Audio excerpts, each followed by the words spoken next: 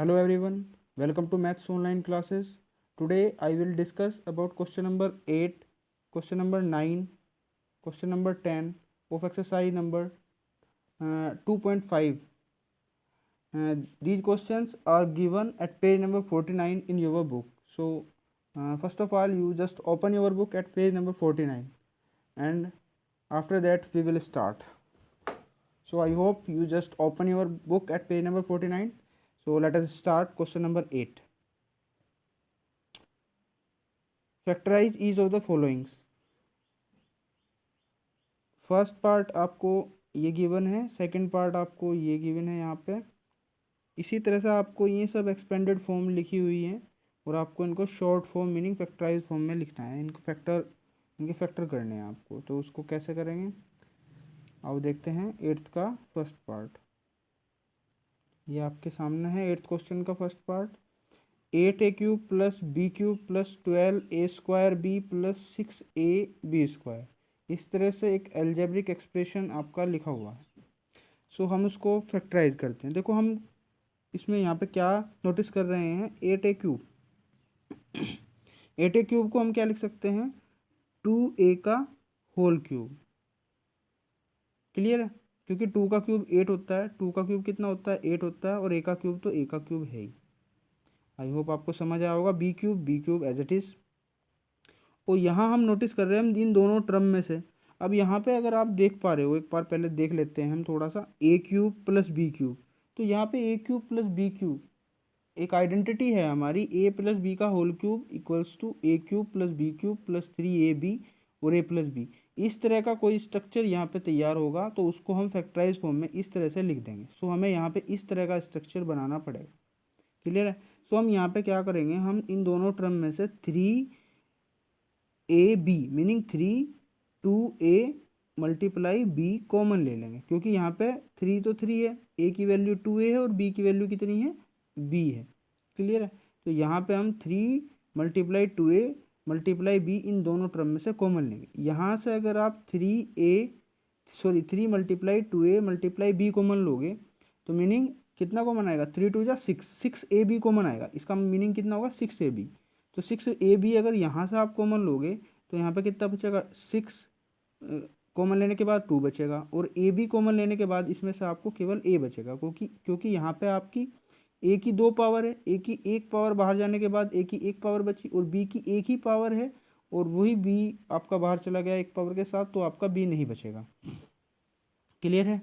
इसके बाद यहाँ पे आप 6ab कॉमन लोगे. ये 6ab है तो 6ab कॉमन लेने के बाद आपका क्या बचेगा 6a बाहर चला गया यहाँ से, तो कितना बचा b² बचना चाहिए था. बट b की 1 पावर हमने बाहर लिखा 6ab. b भी तो बाहर है ना, तो b की 2 पावर में से 1 पावर बाहर जाने के बाद केवल b बचेगा. क्लियर. आई होप आपको समझ आया होगा. सो आप देख पा रहे हैं यहाँ पे 2a³ plus b³ plus 3 multiply 2a multiply b.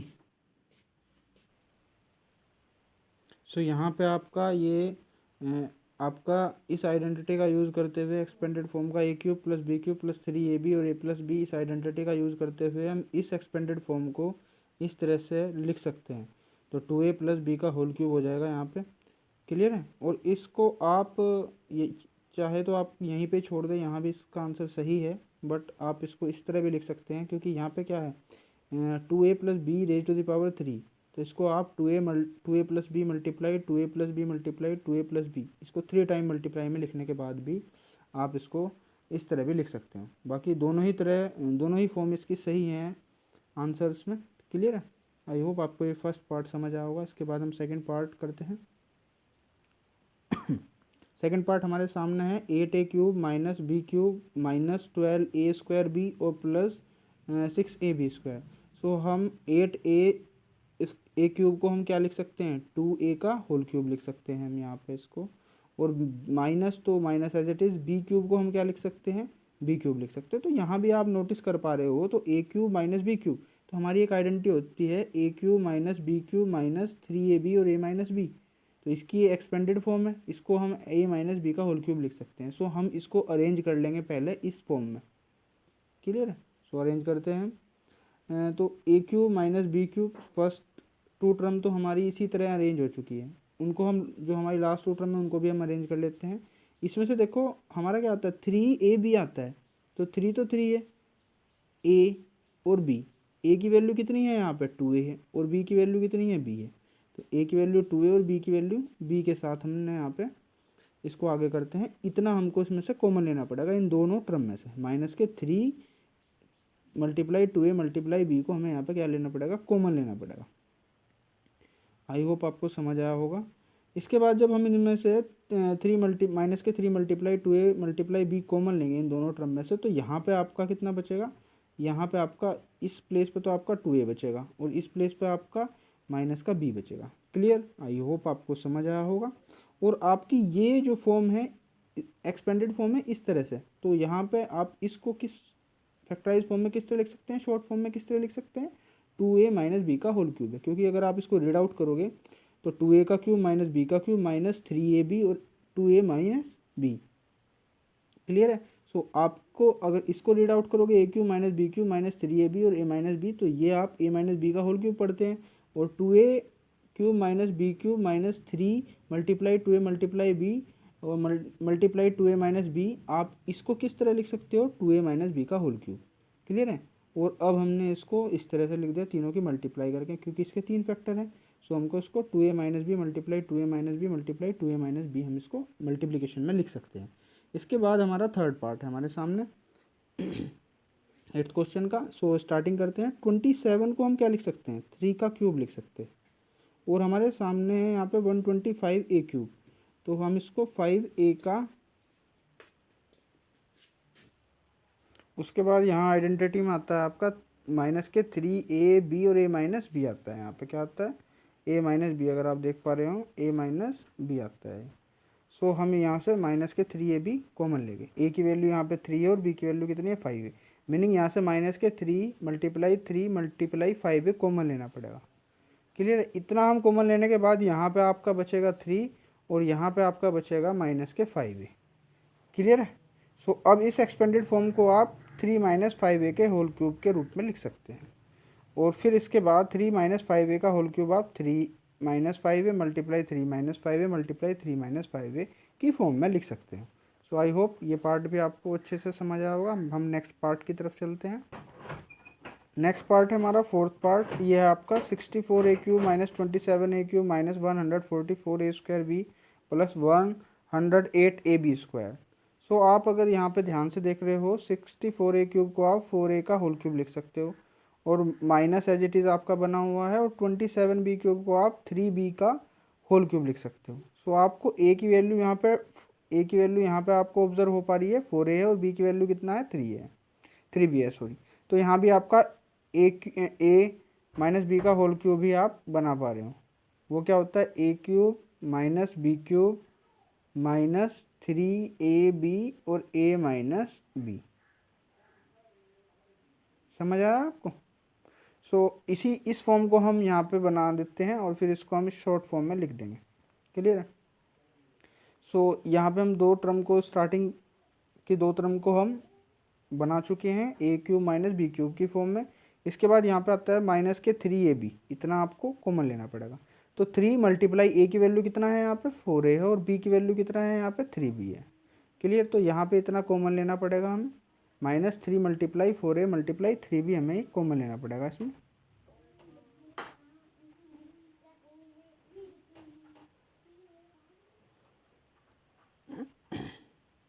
ये कॉमन लेने के बाद आपका अगर आप इसको कॉमन लेते हैं तो यहाँ पे आपका इस प्लेस पे बचेगा 4a, और यहाँ पे आपका बचेगा माइनस के 3b। क्लियर। सो आप इस एक्सपेंडेड फॉर्म को आप 4a माइनस 3b का होल क्यूब लिख सकते हैं by using this identity sorry. So आपने इस आइडेंटिटी की हेल्प से इस एक्सपेंडेड फॉर्म को किस तरह लिख दिया, 4a माइनस 3b का होल क्यूब लिख दिया। क्लियर। सो अब आपके सामने है 4a माइनस 3b का होल क्यूब। आप इसको 4a minus 3b multiply 4a minus 3b multiply 4a minus 3b, इनको 3 टाइम मल्टीप्लिकेशन में लिख सकते हैं। तो this is the factorise form of the given polynomial. Clear. So starting करते हैं हमने नेक्स्ट क्वेश्चन की ओर। हमारे पास अपना नेक्स्ट क्वेश्चन है 27p cube minus 1 over 216 minus 9/2 p square plus 1/4 p। Clear है। सो अब हमारे जो सामने है 27p³ है। सो हम 27p³ को हम 3p का होल क्यूब लिख सकते हैं। 1/216 को आप 1/6 का होल क्यूब लिख सकते हैं। और फिर हमारे पास क्या है a³ माइनस b³। तो यहाँ भी आइडेंटिटी कौन सी यूज होगी, a³ minus b³ minus 3ab और a माइनस b। वही एक्सपेंडेड फॉर्म यहाँ पे हमें बनानी है और उसको हम a माइनस बी का होल क्यूब लिख देंगे। सो a³ हमारे पास है माइनस b³ हमारे पास है माइनस, यहाँ पे होता है माइनस 3ab। a की वैल्यू क्या है यहाँ पे 3p है, 3p प्लेस की, और b की वैल्यू 1/6 है तो 1/6 रिप्लेस किया। क्लियर। उसके बाद जब आप यहाँ से ये कॉमन ले लोगे तो इस प्लेस पे आपका बचेगा 3p और यहाँ पे आपका बचेगा माइनस के 1/6। क्लियर है। सो आई होप आपको यहाँ तक समझ आया होगा। ये आपकी एक्सपेंडेड फॉर्म है, किस फॉर्म की है, a माइनस बी के होल क्यूब की एक्सपेंडेड फॉर्म है। वो क्या होती है a³ minus b³ minus 3ab और a माइनस बी। सो अब उसकी शॉर्ट फॉर्म मीनिंग उसकी फैक्टराइज फॉर्म आप इस तरह से लिख सकते हो 3p माइनस 1/6 का होल क्यूब। क्लियर है। अब आपने इस फॉर्म को जो है आपकी क्यूब वाली फॉर्म है इसको आप 3p minus 1/6 multiply 3p minus 1/6 multiply 3p minus 1/6 इस फॉर्म में लिख सकते हो। क्लियर। आई होप आपको 8th क्वेश्चन के सभी पार्ट अच्छे से समझ आए होंगे। अब हम अपने नेक्स्ट क्वेश्चन नंबर 9 की स्टार्टिंग करते हैं। हमारे सामने क्वेश्चन नंबर 9 है। वेरीफाई करना हमें फर्स्ट और सेकंड दो पार्ट हैं इस क्वेश्चन के। फर्स्ट पार्ट में x³ plus y³ equals to x plus y x square minus xy plus y square, और सेकंड पार्ट है x³ minus y³ equals to x minus y x square plus xy plus y square. ये दोनों हमारी identity हैं और हमने इनके बारे में हमने प्रीवियस वीडियो में पढ़ चुके हैं। क्लियर है। बट यहाँ पे इनको वेरीफाई करना है कि इनकी लेफ्ट हैंड साइड इनके राइट हैंड साइड के इक्वल होगी। तो यहाँ पे बच्चों दो तरीके हैं, या तो आप क्या करो इनको एल्जेब्रिकली सोल्व कर लो। एल्जेब्रिकली सोल्व कैसे करें, मीनिंग इन दोनों की आप मल्टीप्लाई कर लो और मल्टीप्लाई करने के बाद सोल्व करने के बाद आपकी right hand side left hand side के इक्वल आ जाएगी। बट वो थोड़ा हमारा हार्ड पड़ेगा हमें करना, तो हम क्या करेंगे एक ईजी वे है उसी ईजी वे से करेंगे क्वेश्चन। चलो स्टार्टिंग करते हैं। हम क्या करते हैं हम लेट कर लेते हैं x इक्वल्स टू 1 और y इक्वल्स टू 2। आप भी इजीली कुछ भी लेट कर सकते हैं, कोई कंपल्सन यहाँ ये नहीं है कि आप x इक्वल्स टू 1 या y इक्वल्स टू 2 लेट करें, क्योंकि ये है आपकी आइडेंटिटी। और आइडेंटिटी आपकी सभी वैल्यूज़ पे, आइडेंटिटी आपकी सभी वैल्यूज़ पे जो है वो क्या होनी चाहिए वेरीफाई होनी चाहिए। तो हमने रेंडमली x इक्वल्स टू 1 और y इक्वल्स टू 2 हमने ले लिया है। क्लियर है। सो हमने लेट कर लिया है। सो हम क्या करेंगे हम लेफ्ट में जो हमारी लेफ्ट साइड है वो क्या है x raise to the power 3 और y raise to the power 3 हमारी ये लेफ्ट हैंड साइड है। हम इसमें x इक्वल्स टू 1 और y इक्वल्स टू 2 पुट करेंगे। ऐसे ही हम राइट में पुट करेंगे। अगर हमारी लेफ्ट साइड राइट के इक्वल आ जाती है तो हमारा क्या होगा ये वेरीफाई हो चुका होगा। सो x इक्वल्स टू 1 पुट किया हमने यहाँ पे और y इक्वल्स टू हमने कितना पुट किया 2 पुट किया इसमें। तो 1 का क्यूब आपका 1 हो गया और 2 का क्यूब कितना हो गया आपका 8 हो गया। 8 प्लस 1 कितना हो गया आपका 9। तो आपकी लेफ्ट हैंड साइड 9 के इक्वल आई। इसी तरह हम राइट हैंड साइड को सोल्व करते हैं x इक्वल्स टू 1 और y इक्वल्स टू 2 के साथ। x इक्वल्स टू 1 और y equals to 2, x equals to 1 y equals to 2 हमने यहाँ पे पुट कर दिया। उसके बाद 1 प्लस 2 3 हो गया आपका। 1 का स्क्वायर कितना हो गया आपका 1, 1 मल्टीप्लाई 2 कितना हो गया आपका 2 और 2 का स्क्वायर कितना हो गया आपका 4 हो गया। बच्चों एक चीज़ आप ज़रूर ध्यान रखें, जब भी आप कहीं पे भी किसी भी सिंप्लीफिकेशन का कोई भी वर्क कर रहे हो तो सबसे पहले आप डिवाइड करोगे, उसके बाद आप मल्टीप्लाई करोगे, उसके बाद आप माइनस करोगे, उसके बाद आप प्लस करोगे according to BODMAS rule. Clear. I hope आपको समझ आया होगा। जब भी आप कहीं सिंप्लीफिकेशन का कोई भी काम करें तो बोर्ड मास को फॉलो करते हुए करें। क्लियर है। सो 1 का स्क्वायर 1, माइनस 1 मल्टीप्लाई 2 और 2 का स्क्वायर कितना हो गया आपका 4 हो गया। यहाँ पे आपका 3 आ गया और 4 प्लस 1 कितना हो गया आपका 5 होगा और माइनस के 2 एज इट इज़। तो यहाँ पे आपका 3 5 माइनस 2 कितना हो गया 3, 3 मल्टीप्लाई 3 9 हो गया। सो यहाँ पे आप देख पा रहे हैं हमारी जो लेफ्ट हैंड साइड थी वो भी हमारी कितनी थी 9 ही थी। अगर आप ध्यान से देख रहे हो यहाँ पे हमारी जो लेफ्ट हैंड साइड थी वो कितनी थी 9 थी, और जो हमारी राइट हैंड साइड है वो भी हमारी कितनी है 9 ही है, 9 ही है सॉरी। तो आप देख पा रहे हैं left hand side equals to right hand side. So हमारा वेरीफाई हो चुका है कि ये आइडेंटिटी हमारी वेरीफाई हो चुकी है। क्लियर। सो इसके वेरिफिकेशन में आपको बस इतना ही वर्क करना है। अब हम इसके सेकंड पार्ट को करते हैं। 9th क्वेश्चन का सेकंड पार्ट है हमारे सामने। वो हमारे लिए क्या है, x raise to the power 3 minus y raise to the power 3 equals to x minus y multiply x square plus x y plus y square. So clearly यहाँ भी हम लेट कर लेंगे x equals to 1 y equals to 2। आप randomly कुछ भी late कर सकते हैं, कोई कंपल्सन यहाँ वैल्यूज़ का नहीं है, रैंडमली कुछ भी लेट कर लें आप। सो हमने यहाँ पे फिर लेफ्ट हैंड साइड ली, लेफ्ट हैंड साइड में हम x इक्वल्स टू 1 और y इक्वल्स टू 2 पुट कर देंगे। x इक्वल्स टू 1 पुट करने के बाद यहाँ तो 1 क्यूब और y इक्वल्स टू 2 पुट करने के बाद 2 का क्यूब, क्योंकि यहाँ पे आप देख पा रहे हैं लेफ्ट हैंड साइड हमारी x raise to the power 3 minus y raise to the power 3 है। तो 1 का क्यूब अगर सोल्व करोगे तो आप 1 आएगा, और 2 का क्यूब आप सोल्व करोगे तो 8 आएगा, और 1 माइनस 8 कितना होता है आपका, माइनस के 7 होगा। क्लियर, आई होप आपको समझ आया होगा। इसके बाद राइट हैंड साइड हम लेते हैं, राइट हैंड साइड हमारी है, right hand side equals to R H S equals to x minus y multiplication x square plus x y plus y square. तो यहाँ पे एक्स इक्वल्स टू 1 और Y equals to 2 put कर दिया हमने, सारी वैल्यूज़ में x equals to 1 y equals to 2 put किया। क्लियर है, इनको रिप्लेस करने के बाद में आपका यहाँ 1 माइनस 2 आपका माइनस 1 होगा, 1 का स्क्वायर आपका 1 होगा, 1 मल्टीप्लाई 2 आपका 2 होगा, और 2 का स्क्वायर कितना होगा 4। By using the board mass rule. Because जब भी हम कहीं मैथमेटिक्स या किसी भी फिजिक्स हो केमिस्ट्री हो कहीं भी हम सिंप्लीफिकेशन का सोल्व कर रहे हो तो we have to use BODMAS rule. Because अगर हम बोर्ड मास रूल को फॉलो नहीं करेंगे तो एट दिस पॉइंट हम किसी गलत कैलकुलेशन को कर चुके होंगे, हमारा आंसर कभी सही नहीं आएगा। क्लियर, सो आई होप आपको ये समझ आया होगा अच्छे से। बोर्ड मास रूल को फॉलो करते हुए ही आप सिंप्लीफिकेशन का क्वेश्चन करें। तो 4 + 2 कितना होगा, 6 + 1 7 हो गया आपका, 7 मल्टीप्लाई -1 तो -1। सो आपकी राइट हैंड साइड -7, आपकी लेफ्ट हैंड साइड भी यहाँ पे कितनी थी, -7 ही थी, आपकी लेफ्ट हैंड साइड भी -7 ही थी। सो क्लियरली आपकी left hand side right hand side के इक्वल है। So LHS equals to RHS equals to -7। So I hope आपको ये क्वेश्चन अच्छे से समझ आया होगा। इसके बाद हमारा क्वेश्चन नंबर 10 हम करते हैं। 10 क्वेश्चन आपके सामने है, ये आपको गिवन है, इसमें factorise each of the following. आपको कुछ चीज़ें कुछ एक्सपेंडेड फॉर्म दी हुई है, आपको फैक्टराइज करना है। फर्स्ट है आपका 27y³ plus 125z³ equals to second part है आपका 64m³ माइनस 343n³। तो ये दो एक्सपेंडेड फॉर्म है, आपको इनकी फैक्टराइज फॉर्म में लिखना है। क्लियर है, सो स्टार्टिंग करते हैं हम 10th के फर्स्ट पार्ट से। ये है आपके सामने 27y³ प्लस 125z³। सो आप एक चीज़ अगर ध्यान से देख रहे हो, 27y³ को आप 3y का होल क्यूब लिख सकते हैं, क्योंकि 3 का क्यूब कितना होता है 27, और y³ तो y³ है ही आपका। ऐसे ही आप 125 को आप 5 का क्यूब लिख सकते हो, और z का क्यूब है तो 5z का होल क्यूब लिख दिया हमने यहाँ पे।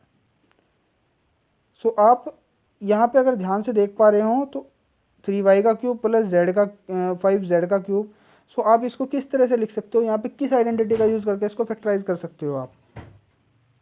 तो ये जो आपकी स्ट्रक्चर है, ये आपके अलजेब्रिक फॉर्म है, ये a³ प्लस b³ की फॉर्म की तरह है। सो आप इसको एक्सपेंड करके अगर लिखना चाहो तो आप इसे इस तरह से लिख सकते हो। सो a³ प्लस b³ को आप a plus B a² plus b² plus minus ab के फॉर्म में लिख सकते हो। क्लियर है, आई होप आपको समझ आया होगा ये। सो हम क्या करते हैं, इस आइडेंटिटी का यूज़ करके इसको क्या करते हैं, फैक्टराइज करते हैं। सो यहाँ पे a की वैल्यू 3y और b की वैल्यू कितनी है 5z, तो यहाँ पे रिप्लेस कर देंगे इस आइडेंटिटी में, और हमारा ये इसका फैक्टराइज फॉर्म आ जाएगा। सो 3y प्लस 5z आ जाएगा, क्योंकि a की वैल्यू हमने 3y और y की वैल्यू 5z इसमें पुट कर दिया आइडेंटिटी में। तो 3y प्लस 5z, फिर a का स्क्वायर आता है तो 3y का स्क्वायर होगा, b का स्क्वायर आता है तो 5z का स्क्वायर होगा, और दोनों की मल्टीप्लाई आ जाएगी माइनस साइन के साथ, -3y multiply 5z according to this identity. Clear है, सो यहाँ आपका ये एज इट इज़ 3y के स्क्वायर को आप 9y का स्क्वायर लिख सकते हो, 5y स्क्वायर को आप 25y स्क्वायर लिख सकते हो, और 3y मल्टीप्लाई 5z को आप माइनस के 15yz लिख सकते हो। सो आई होप आपको 10th का फर्स्ट पार्ट अच्छे से समझ आया होगा। इसके बाद हम 10th का सेकंड पार्ट करते हैं। ये भी आपका इसी तरह से इसी आइडेंटिटी पे बेस है, केवल बस इसमें a³ माइनस b³ की आइडेंटिटी लगेगी। माइनस वाली आइडेंटिटी जो है ना इस फॉर्म की, उस आइडेंटिटी का हम यूज़ करेंगे सेकंड पार्ट में। सो स्टार्ट करते हैं हम सेकंड पार्ट। हमारे सामने है 10th का सेकंड पार्ट। वो आपका है 64 m cube minus 343 n square. So आप 64 m क्यूब को क्या लिख सकते हैं, 4 m का होल क्यूब, और 343 n स्क्वायर को आप 7 n का क्यूब लिख सकते हैं। आप थोड़ी सी मिस्टेक हो चुकी है, ये क्यूब है। क्लियर है। तो आप यहाँ पे ए क्यूब माइनस बी क्यूब की आइडेंटिटी का यूज़ करते हुए इसको भी सोल्व करेंगे। वो आइडेंटिटी क्या होती है आपकी, वो आइडेंटिटी होती है आपकी, वो आइडेंटिटी होती है आपकी ए माइनस बी ए स्क्वायर प्लस बी स्क्वायर और प्लस ए बी, ये वो आइडेंटिटी होती है। तो हम रिप्लेस कर देंगे ए की वैल्यू 4m और बी की वैल्यू 7n के साथ। यहाँ पे क्यूब है बच्चों, ये थोड़ा मिस्टेक हो गया। तो यहाँ पे आपका 4m माइनस 7n आ जाएगा अकॉर्डिंग टू दिस आइडेंटिटी। और यहाँ पे ए स्क्वायर आता है तो 4n का स्क्वायर, बी स्क्वायर आता है तो 7n का स्क्वायर, और फिर आता है यहाँ प्लस ए बी, ए की वैल्यू 4m और बी की वैल्यू आपकी 7n। इसको थोड़ा सा सोल्व करते हुए आप, ये आपका एज इट इज ऐसा ही आ जाएगा। 4m का स्क्वायर आपका 16m स्क्वायर, 7n का स्क्वायर आपका 49n स्क्वायर, और 4m multiply 7m equals to 28mn।